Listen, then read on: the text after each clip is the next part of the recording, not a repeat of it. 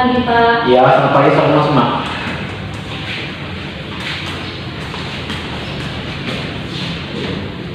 Nah, senang dulu di masuk ya.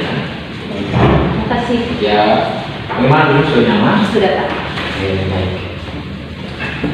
Apa kabar? Kamu anak kelas 12 IPA ya? Iya, Pak. Ya, namanya dirawat dulu ya? Iya, Pak. Ya, bagaimana kamu hari ini? Kabar saya baik, Pak. Oke, baik. Nah, Bapak ingin kasih ini, sebelumnya Yanawati sudah pernah datang ke ruangannya Bapak ruang unit konseling ini? Belum sama sekali, Pak.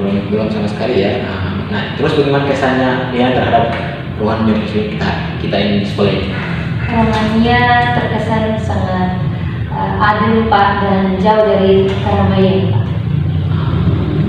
Dan Yanawati tidak perlu juga, aku ketika ada masalah konsul ke Bapak dan datang ke ruang sini, Yanawati tidak boleh takut ataupun cemas ya dengan Bapak di ruangan ini. Iya, Pak, tapi Kamu tidak perlu takut dengan Yanawati karena di sini ketika Yanawati datang itu tidak dipaksa oleh orang. Lalu ketika Yanawati juga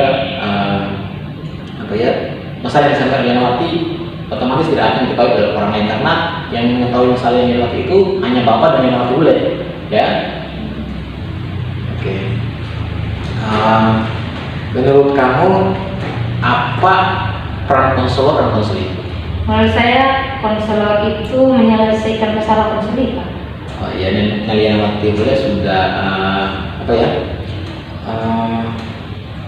keliru mengenai peran konselor atau konseling. Nah, di sini konselor itu adalah seorang guru ataupun seorang konselor seperti Bapak yang bersedia untuk memberi masukan atau mencari jalan keluar mengenai masalah ataupun hambatan yang dialami oleh yang tadi dan khusus ke Bapak, kita sama-sama untuk mencari tahu jalan keluarnya, bagaimana supaya masalah ini bisa terselesaikan dan bisa ada jalan keluarnya. Lalu konseling adalah Yanawati yang ketika datang ke sini ini dia dipaksa oleh orang lain, itu yang pertama.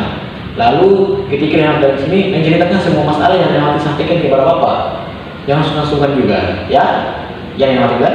Iya, Pak. Sudah paham? Sudah, Pak. Oke, baik.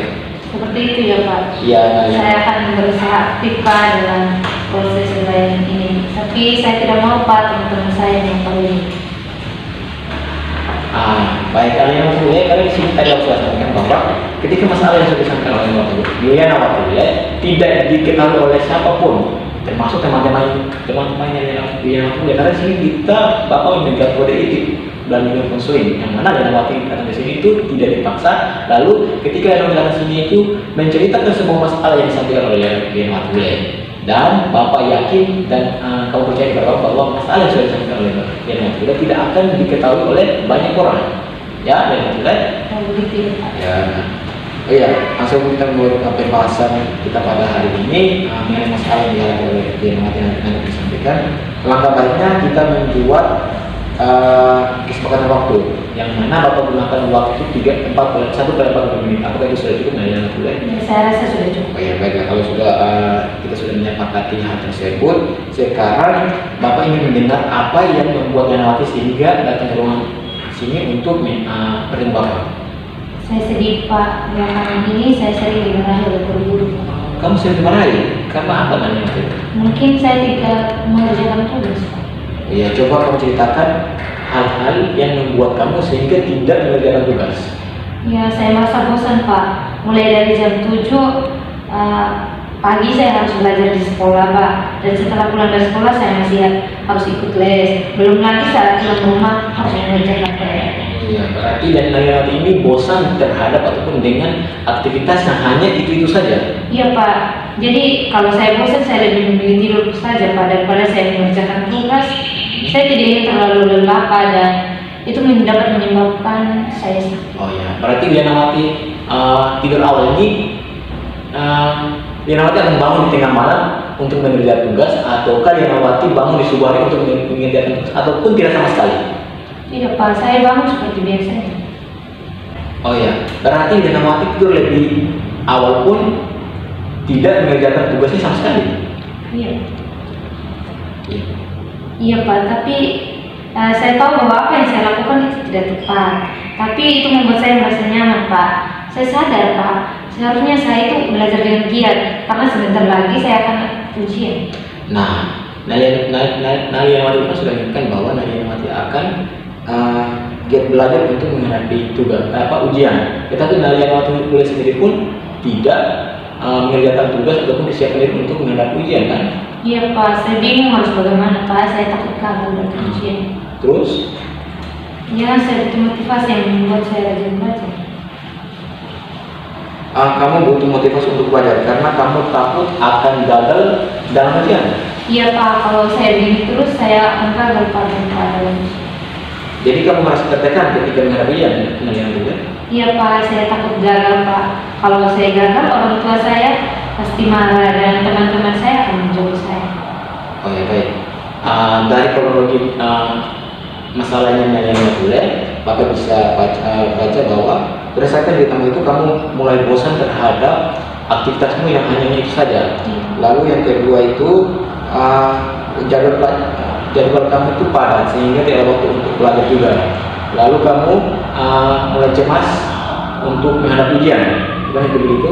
Iya betul sekali. Ya, baik ya, Pak paham dengan apa yang kamu alami. Nah, sekarang alasannya bahwa kita memang akan mudah bosan dengan hal-hal yang itu saja karena di usianya Nalia ini adalah masa-masa di mana itu inginnya senang-senang saja. Ya, banyak kok. Di usianya Nalia Mati sekarang itu adalah masa-masa di mana Nalia Mati itu inginnya itu senang-senang dan juga tidak mau melakukan hal-hal yang berat. Nah, dan Nalia Mati banyak orang yang menghilangkan stresnya dengan jalan-jalan, family time itu camping bersama keluarga, lalu juga dengan teman-temannya untuk camping atau bagaimana untuk menghilangkan rasa bosannya dalam 1 minggu yang mereka lalui itu karena aktivitas mereka sangat banyak gitu. Iya juga sih Pak. Nah sekarang coba kamu pikirkan hal apa yang bisa membuat kamu tidak bosan ataupun tidak jenuh. Biasanya sih Pak, saya mendengarkan musik, jalan-jalan bersama teman atau orang tua begitu Pak, dan atau nonton media. Nah, Nalia terus hal tersebut. Nah, coba Nalia pikirkan apa yang membuat Nalia Mati bisa semangat, strong. Ya, saya akan mengatur ulang jadwal belajar saya Pak dengan baik dan rencanakan jalan-jalan bersama teman-teman. Saya saat weekend minimal 2 kali sebulan lah ya Pak, dan sesekali mendengarkan musik saat mulai bisa belajar. Nah, bagus Nalia Mati. Apa yang kamu sampaikan itu adalah Bapak sekarang memikirkan itu juga. Nah, tetapi Pak bangga dan Bapak yakin kamu bisa melakukan hal tersebut. Dan apa kamu melakukan hal tersebut dengan sungguh-sungguh? Tentu saja Pak, saya ingin meraih prestasi seperti itu Pak. Apa yakin kamu bisa Nalia Mati? Kamu adalah murid yang berprestasi dan kamu juga tentu tahu apa yang terbaik untuk kamu Nalia Mati. Baik Pak, saya akan baik Pak, saya senang sekali jika hal ini benar-benar bisa saya lakukan dengan baik. Saya akan berjanji akan giat belajar agar bisa sukses lagi ke depannya. Pak senang sekali mendengar antusias yang disampaikan oleh Nalia Mati. Apakah ada hal lain yang mau disampaikan oleh Nalia Mati? Saya rasa ini sudah cukup. Oke, baik, berhubung dengan waktu kita yang sudah mau masuk ya, sudah mau selesai juga. Mari kita akhiri proses konseling ini sampai sini. Sebelumnya mari kita simpulkan dari hasil pembicaraan kita pada hari ini, yaitu Nalia Mati mengatakan bahwa prestasi Nalia Mati menurun. Lalu semua ini diakibatkan Nalia Mati merasa jenuh dengan jadwal belajar yang sangat padat dan tidak memiliki semangat belajar. Kemudian Nalia Mati mengatasi masalah yang tersebut dengan dengan mendengar musik dan juga mau jalan-jalan bersama teman-teman ataupun keluarga. Nah, Nalia Mati bagaimana? Ya Pak, saya akan berusaha agar kejadian belajar yang saya rasakan sekarang ini bisa segera saya atasi dan dapat semangat kembali dan belajar. Pas senang sekali ya Nalia Mati mendengar hal tersebut. Bagaimana perasaan Nalia Mati sekarang setelah mendapatkan ini? Saya senang dan merasa lega Pak. Sekarang saya sudah tahu apa yang harus saya lakukan. Oke, baik. Jadi sekarang konseling ini itu sudah berakhir ya. Dan apa yang kamu lakukan? Saya akan mulainya dengan mengatur ulang jadwal belajar, meluangkan waktu jalan-jalan saat weekend agar tidak bosan dengan rutinitas harian dan sesekali mendengarkan musik saat mulai bosan belajar. Oke, baik. Nah, yang semoga kamu bisa sungguh-sungguh dalam proses pernikahan kamu ya, untuk menghilangkan rasa bosan ataupun jenuh kamu dalam aktivitas kamu yang hanya itu saja yang sudah kamu sampaikan itu. Nah, kalau begitu sesi konseling kita pada hari ini berakhir ya nak. Dan kalian awal jangan sungkan lagi untuk bertemu kepada Bapak dan menceritakan apa yang membuat kalian tidak nyaman ataupun masalah yang tidak membuat kalian itu tidak nyaman ataupun stres. Silahkan bertemu kepada Bapak di ruangan ini untuk berkonsultasi, kita sama-sama mencari jalan keluar supaya kalian nanti bisa tenang untuk menjalani aktivitas yang kalian lakukan. Baik Pak, terima kasih banyak Pak atas apa yang sudah Pak sampaikan kepada saya. Saya merasa senang dan lega. Sekarang saya sudah tahu apa yang harus saya lakukan dan kalau gitu saya permisi dulu Pak untuk masuk ke kelas. Iya baik, silakan. Terima kasih ya Pak. Ya, sama-sama.